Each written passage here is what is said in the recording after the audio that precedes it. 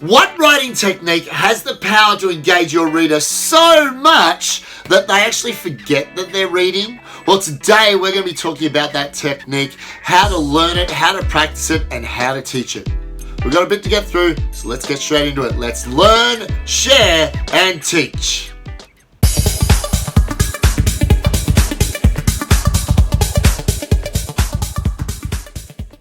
Hi guys, and welcome back to the channel. If this is the first time you're here, my name is Mr. K. I'm a primary school, elementary school teacher and a very proud parent. Now, I've geared my channel towards helping students, parents and teachers better learn, share and teach to get better learning outcomes for students. Now, if this sounds like something you might be interested in, please do us both a favour. Hit the subscribe button down below and smash that notification bell so that you're notified anytime I upload a new video. Now, today's subject is all about a writing technique that promises to engage your reader more in either your or your students' writing, and it's called Show Don't Tell. Now, today's video, we will be reviewing, number one, what is Show Don't Tell? What is this technique?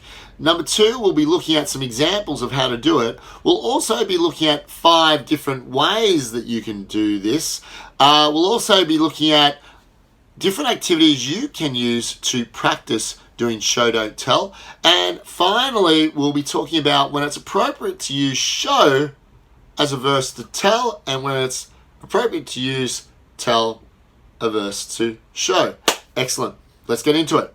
So, what is show don't tell? Well, show don't tell is a writing technique that really helps your reader to experience the story through the character's 5 senses of hear, see, taste, touch, and smell to really bring that scene to life. It's also about using strong nouns and strong verbs to dramatize and make that scene vivid in the imagination of the reader. Now, to make a noun strong, you make it more specific. So instead of writing something like the people cross the road, you'd write the firefighters cross the road or the astronauts cross the road. Those are stronger nouns. Now, to give you an example of stronger verbs, instead of saying, oh, he ate the cookie, you would say he munched on the cookie.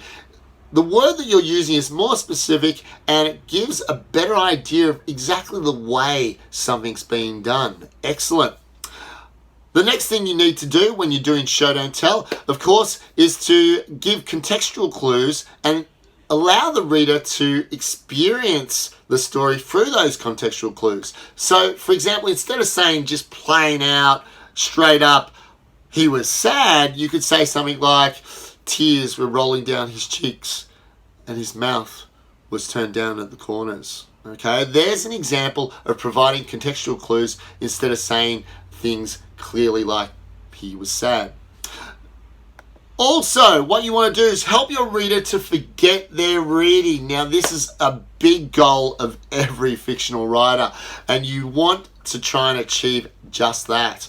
And then finally, remember, show. It isn't explaining, okay? It's actually painting the images or the scene in the mind of your reader's imagination. Excellent. Okay, let's get some examples of show don't tell up on the board.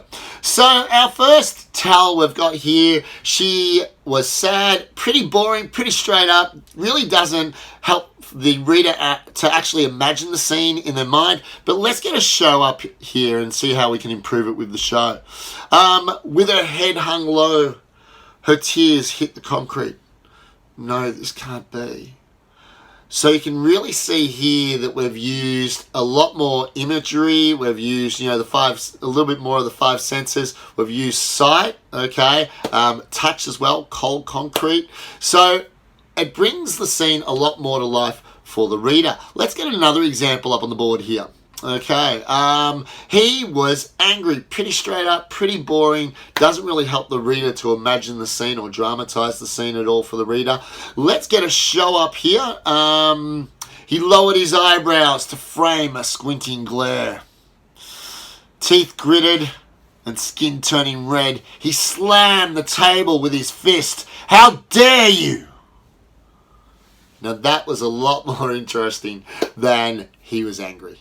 Okay, excellent. Let's look at 5 ways to do show, don't tell. So the first one is by using actions and body language to do show, don't tell. An example up here I've given you is bang, Alfred's fist slammed the table as he grit his teeth and grunted. Okay, so that's a lot better than he was angry, like our example just before. Another way of doing show, don't tell is by using dialogue. So less is more in this case and can be used to develop the character. So let's get an example up on the board here as well. Excellent. I can't believe this. Why haven't you done this yet? Yelled Alfred, right? A lot better than just saying he was angry. Let's go on to the next one. Number 3, thoughts or internal dialogue. An example is above me. They haven't done this yet. Why? He thought. Number 4, senses. Use sight, sound, touch, taste, and smell, like we've said before. And an example of this could be his face was red and his voice was thundering. Gee, a lot of passion there, Mr. K. Number 5, feelings. So an example of this would be, would Dad come out from surgery alive? My nervousness made my stomach churn and my mouth dry. So you can see how that feeling of nervousness is actually a reflection of her fear. Excellent.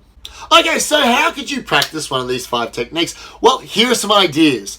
Number 1, provide the student or yourself with a passage that has an adjective or an adverb in it and change it into a show form, which means that you would use strong nouns, strong verbs, and don't use the adjective or adverb. Excellent. Another thing that you could do is use show emotion cards. An example of those I've got above me here. What you would do is on each card you'd put one face which would have a different emotion to the other cards, and you'd flip that card over and then write a passage that would be a show version of that using one of the 5 techniques that we've talked about.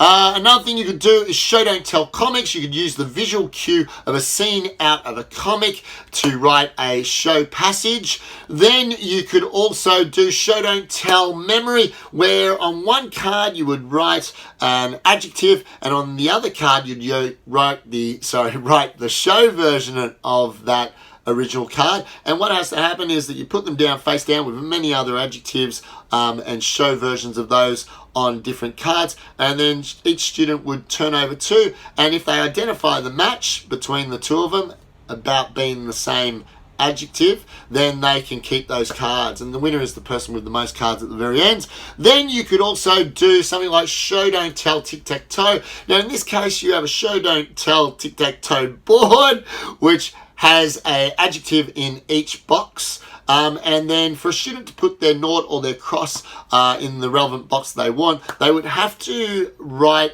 or say a show passage that actually shows that adjective or adverb. Excellent. Now, another thing that and there's an example of it up there. Another thing you could do is do show, don't tell 5 senses, where you've basically got 5 boxes, and each box is titled with a different sense, and you could give them a place or a scene as well, and then they would have to write in each of those boxes about each sense. So, like example, in the first box it would be look. Okay, so they'd have to say something on how the scene looks. Then the next box would say smell, well, something about the scene and say how it would smell, and so on with each of those 5 senses. Another thing they could do is do a show, don't tell worksheet, and in this case what they would be doing is that they would be going through and doing a show version of each adjective or adverb on a worksheet. Excellent. Using one of the 5 techniques we've talked about. Awesome. So, a final note. When do you use show or when do you use tell? Well, you use show normally if the scene is exciting, dramatic, story advancing, character developing, and altogether interesting. Okay? Now, when do you use tell? Well, tell you can use to give the character information that they need, but it doesn't necessarily advance the plot or the scene would be boring. Okay? So that's when you do tell. And to summarize this, and add a little bit of a different flavor to what I've just said, Be specific, use show, but don't overuse it, because too much show can make things too boring. But on the other hand, also remember, don't use tell too much, because you won't engage your reader. Excellent. Awesome. And a final thing that I want to finish with. If you want to be a better writer, make show and tell a natural part of your writing. Excellent. Listen, thanks for tuning in today. I hope you learned quite a bit so that you will write better using the technique of show, don't tell. Excellent. See you guys. Have a great day. Bye. Thanks for watching one of my videos. If you've enjoyed the content or you just want to show your support, please just click the subscribe button down below. You hitting the subscribe button lets me know that you'd like to see more content from me. Thank you very much for watching, and I'll see you next time. Subscribe.